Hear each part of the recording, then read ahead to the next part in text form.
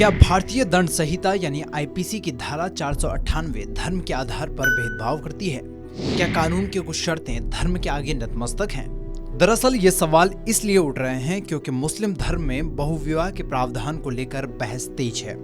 सवाल उठ रहे हैं कि सिर्फ मुसलमान ही एक से ज्यादा पत्नी आखिर क्यों रखें, जबकि भारत में हिंदुओं के लिए एक से ज्यादा पत्नी गैरकानूनी है। सवाल ये भी है कि अगर हिंदू धर्म में किसी पत्नी के होते हुए दूसरी महिला से शादी पहली पत्नी के प्रति शोषण या उसके सम्मान या अधिकार का हनन है, तो मुस्लिम धर्म में यही बात महिलाओं के संबंध में लागू क्यों नहीं होती? इन सारे सवालों को उठाने की वजह हाल ही में सुप्रीम कोर्ट में दायर एक याचिका है। कोर्ट में एक याचिका दायर कर कहा गया है कि सिर्फ एक धार्मिक समुदाय में बहुपत्नी प्रथा और दूसरे धर्मों में इस पर प्रतिबंध लगाने की अनुमति नहीं दी जा सकती।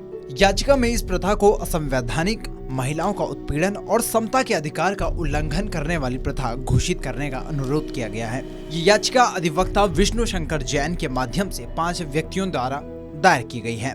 इस याचिका में भारतीय दंड संहिता की धारा 494 और मुस्लिम पर्सनल लॉ यानी शरिया कानून और 1937 की धारा 2 को असंवैधानिक करार देने का अनुरोध किया गया है।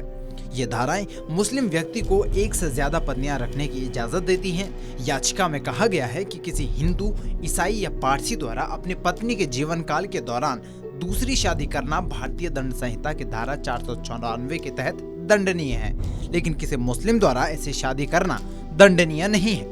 इसलिए धारा 494 धर्म के आधार पर भेदभाव करती है और इसे संविधान के अनुच्छेद 14 और 15(1) का उल्लंघन होता है। ऐसे में देखना दिलचस्प होगा कि सुप्रीम कोर्ट इस पर अब क्या फैसला देती है। कैसी लगी खबर कमेंट सेक्शन में हमें जरूर बताएं और देश दुनिया के अन्य बड़ी खबरों के लिए सब्सक्राइब करें TV9 भारतवर्ष।